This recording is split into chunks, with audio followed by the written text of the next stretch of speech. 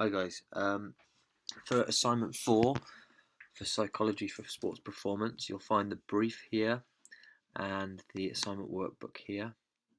If you click on the assignment workbook and download it,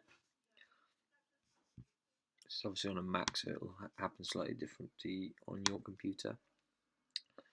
You'll see the booklet that we've been working on in the last few weeks.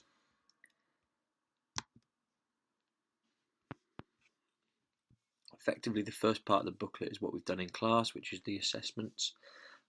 If you haven't done this, you need to complete all 4 assessments and calculate where it states. You can see the scoring system here, and obviously you have to work out the score for coping, coachability, concentration. All you have to do is work out the scores for 5, 17, 21 and 24 using the scoring system above here. Okay. As you scroll down, it'll ask you to calculate your scores out of 10. The way you do that is that you get your score, so whatever you got for coping, for instance if it's 7, and you divide it by 12, that will give you 0.58. What you do is you round the 8 up, which makes it 6, get rid of the 0, and that would be a 6 out of 10. Okay. Competitive state, anxiety. Fill out the questionnaire as if you're in a competitive situation, how you would feel in a competitive situation.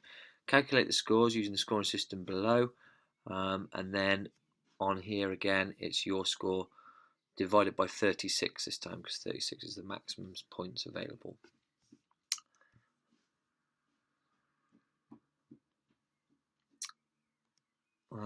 Again, third questionnaire, fill it out, complete, and then calculate your scores out of 10. This time the maximum scores are different. So you can see that the somatic trait, the maximum score is 36, worry score is 28, concentration, maximum score is 20, and the trait anxiety, maximum score is 84. So it's your score divided by each of the maximum scores, so you should have a score out of 10 for each of those. And then finally, the last questionnaire, which requires you to calculate your scores at the bottom just for the statements 2, 3, 5, 8, 9, 12, 14, 15 using the scoring system next to it, and then to calculate statements 6 and 11. Add your scores together from 2 of those, and then you should get your overall score. Your overall score needs to be divided by 30 and it will give you a score out of 10. Here you just fill out your name and you can make up your psychologist's name. On this bit, what you have to do is you have to describe each of the tests or the assessments. So what are they and what do they do? And then on here, this is where we did our performance observation, when we did a practical assessment and we put you in a pressure situation and you had to respond to that, and you wrote down what your test was. So actually just put in there what your test was. Okay, so for instance, it was a free kick test where we initially just did a free kick without any defenders, then we added a wall, then we added a goalkeeper. Okay, so just write your test down. This bit here is your results, your key results from each of the tests. So what stood out to you, maybe strengths and weaknesses, just literally identifying them in this box, identifying for this assessment, this assessment, and this assessment, and then your key findings from your practical test that you did. If you're unsure of which test is which, it should state at the top. So here, sport competition anxiety test, sports competition anxiety test. Okay, should say at the top.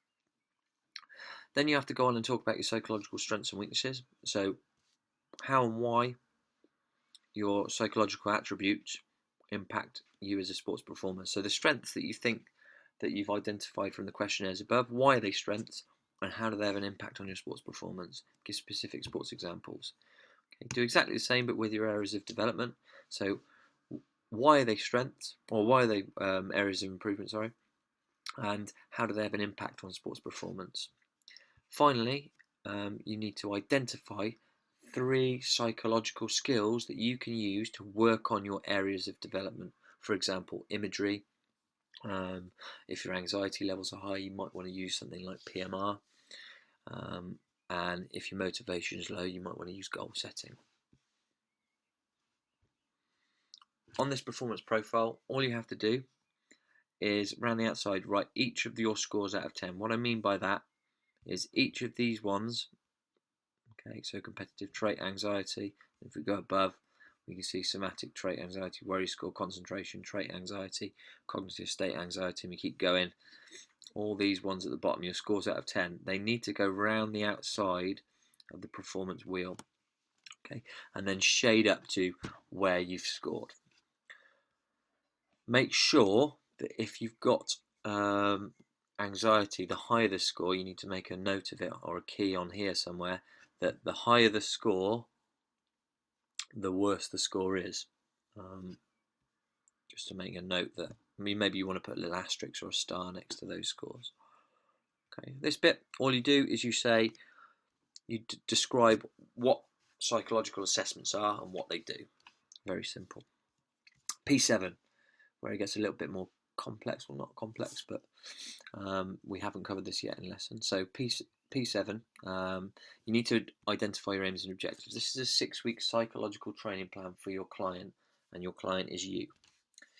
So your aims and objectives come out of what you got from your assessment. So if your performer has high levels of anxiety, my aim and objective would be to reduce the performer's anxiety levels.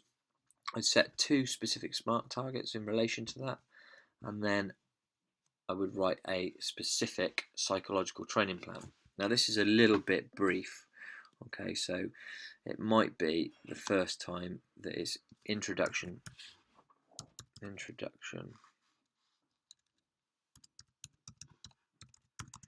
to music before a game,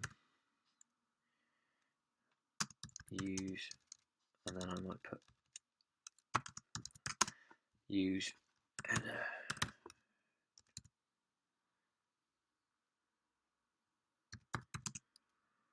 music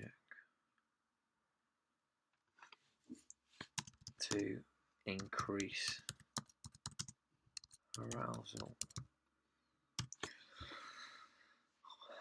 Okay, so that's what I do there.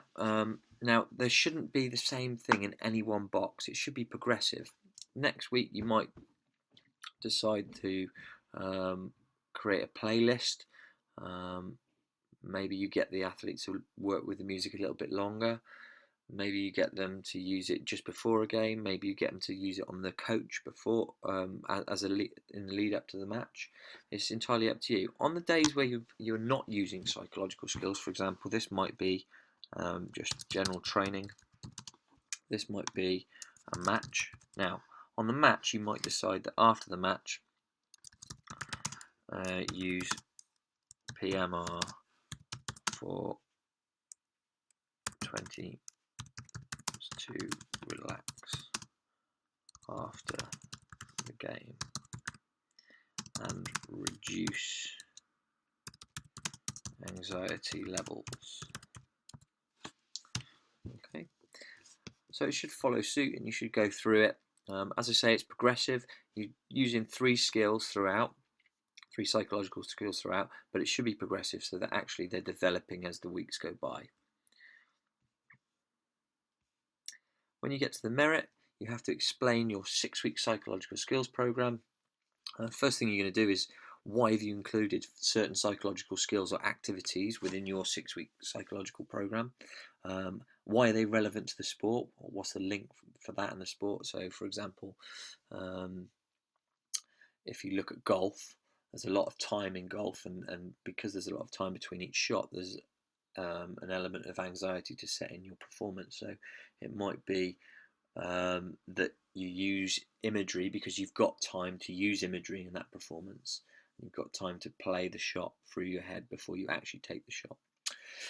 Why are they relevant to your performer? So is there certain attributes about the performer that suit certain psychological skills? So some people actually like music and that's something that they do and it fits with them. How does it fit into their lifestyle? So are they studying and they working? Does it fit? Is it something easy to do and that they can do before a game, or is it something that's going to be time consuming that's not really achievable? And throughout this, you must make reference to your results from your psychological assessments. On the distinction, you have to justify, okay, the design of your 6-week program. So give a detailed explanation of the benefits of the plan for your client. So why and how does it make them, or how will it benefit them? How will it make them better as an athlete? How will it benefit them in terms of, okay, so what's it going to do psychologically? How is it going to turn that area of development into maybe potential strength? What improvement should they see over the 6 weeks, and what recommendations you would make for a future plan? Okay. Now you must attach 2 references and comment upon within this document. Make sure you do a citation in text, and then the written bibliography goes in this part here. If we go back to Moodle,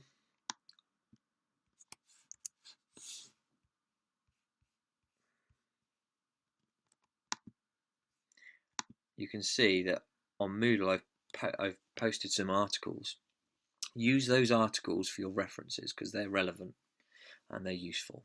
Okay, so use those articles, they're there for you, and that's the reason why I've posted them. Hope this is of help, and I shall see you soon.